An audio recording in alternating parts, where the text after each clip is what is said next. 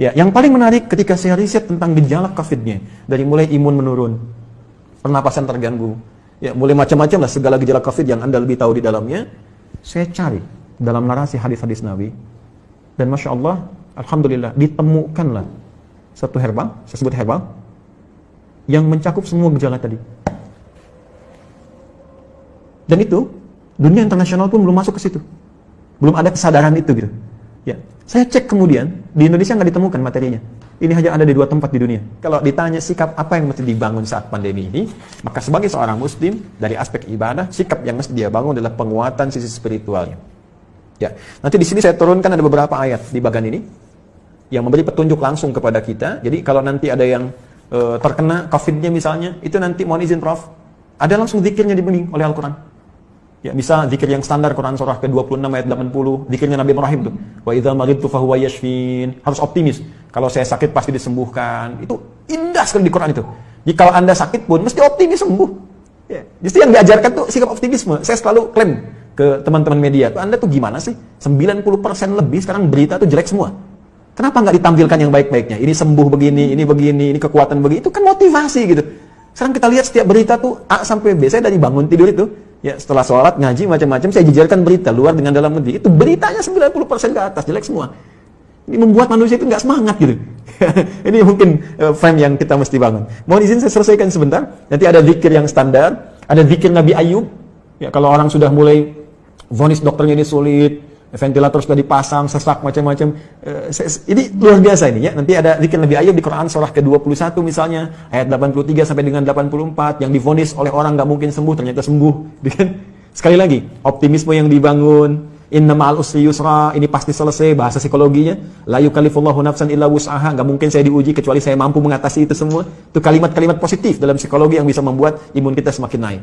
Nah, sekarang saya cepat karena waktu saya berakhir, bagaimana ikhtiar secara muawalahnya. Ya, tadi saya sudah singgung, ini barangkali mesti dikoordinasikan, dan Alhamdulillah di pemerintah sudah membuat gugus tugas kan, gugus tugas COVID, ada penanganan secara sosial, sudah ada social distancing, physical distancing, sampai masuk juga ke ranah-ranah ibadah yang mau ke masjid ya, sudah ada fatwanya tersendiri. Itu nanti penerapannya itu yang harus disosialisasikan ke masyarakat, karena setiap tempat bisa beda kebijakan, ya, nggak semua dipukul rata gitu. Ini kan menarik juga, satu wilayah yang sangat dalam nggak ada COVID harus social distancing di masjid, kan agak aneh juga gitu ya. Nanti itu ada detail tertentu di situ.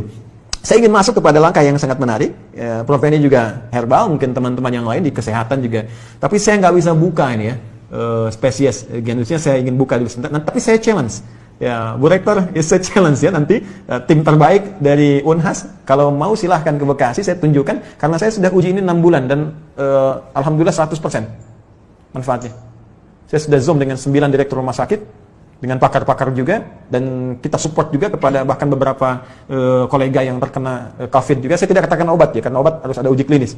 Saya katakan herbal, nabawi, ya kan? Ini apa namanya? Prophetic healing ya, di pendekatan dari Tibbun Nabawi. Ada sesuatu yang sangat menarik. Nah, saya riset. Sekali lagi, riset. Gejala-gejala yang terkait dengan COVID.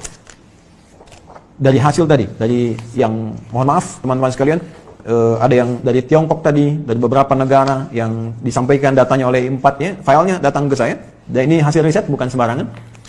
Dari sini kita petakan kebutuhannya Pak. Saya mau share begini ya, sebelum saya sampai ke herbal dulu. Ini Tiongkok. Ya, saya pilihkan beberapa halaman, ini ada 140 halaman lebih model Tiongkok ini. Tahukah teman-teman, saat terjadi COVID ini, mereka sudah mempraktekkan apa yang didorongkan bahkan oleh Nabi jauh-jauh hari sebelumnya. Tapi bukan dalam konteks yang pertama ibadah tadi. Dalam konteks kehidupan muamalah dengan seluruh aspeknya, baik sosial, ekonomi, dan sebagainya. Saat terjadi ini, itu saya baca di laporan ini, pemerintah Tiongkok sudah mengumpulkan seluruh ahli medis dan herbal untuk berkumpul mengatasi, dulu masih epidemi, di Wuhan. Mereka kumpulkan semua alternatif. Dan yang paling dahsyat, rahmat yang diisyaratkan Nabi, yang bisa berlaku di konteks muamalah, bisa masuk ke ekonomi, bisa masuk ke ranah sosial, itu mereka praktekkan. Mereka riset, apa yang dibutuhkan untuk mengatasi wabah ini? Apa saja yang dibutuhkan? Lalu mereka minta ke dunia-dunia luar, dan dunia luar, ya luar biasa dengan itikan baiknya. Ada yang nyumbang APD, nyumbang macam-macam. Mereka sudah petakan, oh ini kebutuhannya. Dan sudah dilihat, ini satu hal yang dirasakan akan banyak menyebar.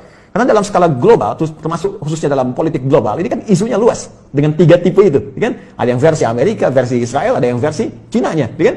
Artinya ini kan sudah menyebar dan mereka sudah lihat. Artinya apa? Potensi dari segi muamalahnya, karena ini kan sisi agamanya kosong gitu kan, dalam tanda petik minim lah. Dia tarik sisi ekonominya saja. Bahkan dari tim mereka punya tim khusus yang dalam bidang ekonomi untuk memetakan ada ribuan list yang mungkin bisa dimanfaatkan dengan situasi pandemi ini. Ini bikin APD, ini bikin kits, bikin ini, bikin itu, bikin sampai puncaknya vaksin. Dan mereka sudah prediksi. Akhirnya dari luar ditarik nyumbang ke sana, ketika di luar merasakan sudah mulai terkena dan kesulitan untuk itu, mereka ekspor. Seperti contoh gini ya. Kami punya kelas riset. Kelas riset ini basicnya Al-Quran dan Hadis. Ada 5 kelas utama. Di antara 5 kelas itu nanti ada kelas pengusaha, ya, ada kelas dunia kesehatan. Kami tergabung dengan 400 dokter, ya, ada nakes ya, dan macam-macam. Itu belajar semua kurikulum dari Al-Quran dan Hadis. Sesuai spesialisasinya. Jadi kalau dokter mata, apa kurikulum mata di Al-Quran? Kita turunkan dalam pembelajaran. Ya, dokter gigi, dokter ini macam-macam termasuk kaitan dengan apa yang kita kaji. Saya riset dengan teman-teman yang di dunia usaha.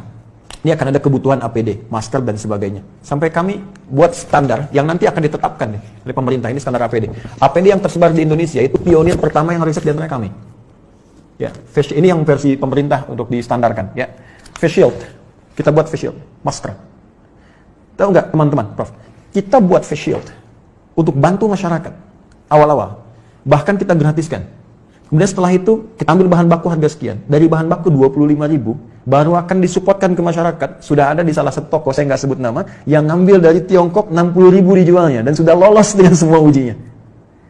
Saya ingin lihat dengan persepsi yang lain ya. Saya ingin lihat dengan persepsi, bukan persepsi kita menyoal. Persepsi kita melihat bagaimana Tiongkok membaca peluang, menjadikan ini sebagai rahmat, dan sekarang diselamatin WHO. Selesai gitu kan. Mereka bebas, tapi mereka bisa meningkatkan sisi ekonominya. Kenapa kita nggak riset itu semua? Peluang apa yang bisa kerjakan kita sekarang? Kenapa teman-teman misalnya di wilayah Makassar, Sulawesi bisa tidak membuat batasan terbatas? Kenapa Anda nggak bikin aplikasi? Ya, meningkatkan ketahanan pangan. Riset, siapa yang jualan padinya, siapa yang jualan kentangnya, jualan sagunya, macam-macam. Aplikasi wilayah Makassar saja. Unhas jadi pionirnya. Yang butuh pangan ke sini, butuh ini ke sini. Mereka tinggal klik. Lokal hidup, nggak terganggu. Baru kita ngambil dari luar. Itu sisi ini. Ya, yang paling menarik ketika saya riset tentang gejala COVID-nya, dari mulai imun menurun, pernapasan terganggu, ya mulai macam-macam lah segala gejala COVID yang Anda lebih tahu di dalamnya, saya cari dalam narasi hadis-hadis Nabi, dan Masya Allah, Alhamdulillah, ditemukanlah satu herbal, saya sebut herbal, yang mencakup semua gejala tadi. Dan itu, dunia internasional pun belum masuk ke situ. Belum ada kesadaran itu gitu. Ya, saya cek kemudian, di Indonesia nggak ditemukan materinya. Ini hanya ada di 2 tempat di dunia. Dan zaman Nabi sudah dipraktekkan. Ada gejala-gejala yang serupa pernah ditangani Nabi dengan pendekatan yang bisa diminum, bisa dimasukkan, teteskan ke hidung, bisa diasap gitu. Ya, itu ternyata saya cek, itu masuk jurnal, Prof sekalian. Ini materinya udah ada di jurnal, ya jurnal-jurnal ilmiah internasional. Ini saya ada beberapa jurnal nih yang sudah ada, ya. Tapi saya mohon maaf saya belum bisa zoom ya. Nanti, maksud saya nanti saya bikin statement di akhir. Ini sudah ada zoom internasionalnya. Ini sudah tahu ternyata khasiat-khasiat ini. Herbal ini, tapi belum ada kesadaran bahwa ini bisa mengatasi persoalan yang tengah kita hadapi saat ini di pandemi COVID. Ya, saya keluarkan itu, saya lacak hadisnya. Dari sejak 18 Maret saya usahakan, saya dapatkan dari sahabat kami, karena ini hanya dapatkan di 2 tempat di dunia, ya, di Himalaya dengan di Saudi bagian timur. Ini ada. Saya minta kemudian, dan itu alhamdulillah ada. Saya cobakan, ya, kita treatment beberapa teman-teman yang isolasi mandiri ya, karena di rumah sakit kan tidak mungkin karena protokol kesehatan. Tapi menariknya kalau ada izin dari keluarga untuk kepentingan pribadi, boleh jadi pendamping suplemen. Kami 6 bulan coba ujikan itu, sampai dengan sekarang rekornya 100%. Hanya 3 hari paling lama. Ya, yang terkait dengan COVID ini saya tidak mengatakan obat ya. Kalau enggak besok nanti saya diundang. jadi saya katakan ini ada pendampingan prophetic healing. Kemudian saya sempat share juga Zoom dengan beberapa 9 direktur rumah sakit, kita berikan bantuan juga itu dengan skala yang sangat terbatas. Dan menariknya, saya coba pesan itu 1 kali lewat online, ya ingin tahu gitu kan, ada dilacak, ini sudah di produk internasional, tapi dengan arah pengobatan tertentu, bukan ke COVID, ya bukan gejala-gejala ini, dan belum tahu kalau ternyata itu bisa untuk gejala yang dimaksudkan. Jadi kalau kita pesan pun ada, cuma kualitasnya belum tentu sama karena ada 15 spesiesnya, 15 spesies. Nah saya coba pesan, ya saya minta staff saya pesan, coba saya pengen tahu nyampe nggak ke kita barangnya. Tahukah Anda apa yang terjadi? Begitu saya pesannya lewat ke Himalaya, ternyata barang yang datang ke kami harus masuk dulu ke Cina, dan ketika saya terima di Indonesia, addressnya, alamatnya dari Wuhan. Anda bisa bayangkan bagaimana bisa kontrol terhadap itu pun mulai ada kesadaran, dan di beberapa tempat sekarang mulai ada kesadaran untuk itu. Saya sudah menyampaikan kepada relasi terkait teman-teman, saya katakan begini sampai ke negara pun. Jika negara membutuhkan ini dan benar, ya silahkan uji. Rekomendasi kami siapapun yang ingin menguji dari pihak manapun, silahkan uji di lab. Kalau betul terbukti ada manfaatnya, saya serahkan sepenuhnya untuk negara.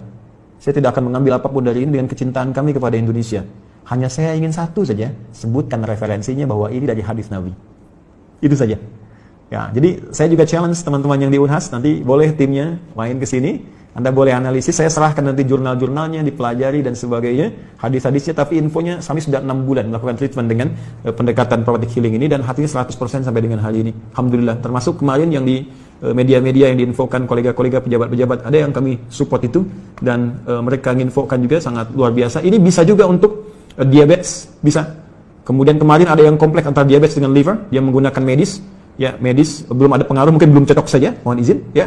Lalu coba kami support dengan itu, dia selesaikan medisnya, dia tidak minum dulu, dia konsumsi itu kami berikan, karena ini hanya 2 pekan, hanya boleh dikonsumsi dalam 2 pekan, kemudian selesai, 1 pekan baru nyambung kembali. Apa yang terjadi? Hanya dalam 3 hari terjadi pemulihan yang sangat luar biasa, dia sudah bisa ke masjid, sudah beraktivitas, dan sudah normal kembali. Saya ingin katakan begini, betapa ini rahmat untuk kita dalam aspek muamalah. Kita bisa terbuka, bangsa kita bisa lebih kreatif, bikin APD, bikin peluang, bikin macam-macam. Semua sifat makro dalam bernegara itu bisa kita dudukan di sini. Yuk, dari segi ekonomi apa sih yang bisa kita ambil manfaat dari sini? Jangan dikeluhkan semua. Ya, dari segi ibadah sudah selesai tadi. Ya, dari segi kehidupan sosial seperti apa? Ada banyak hikmah yang bisa kita gali. Silaturahim, penguatan di keluarga, ya, penguatan di kampus dan sebagainya, dan tentunya teraplikasikannya nilai-nilai kebangsaan dengan nilai yang lebih luas. Saya kira itu yang bisa saya sampaikan. Ya, sebagai uraian dengan basic tadi apa yang dimintakan. Saya pikir Bapak Ibu lebih memahami apa yang saya sampaikan, dan saya banyak belajar dari Bapak Ibu sekalian. Ini hanya share saja apa yang saya temukan. Boleh jadi Anda menemukan yang lebih baik dari apa yang pernah saya risetkan.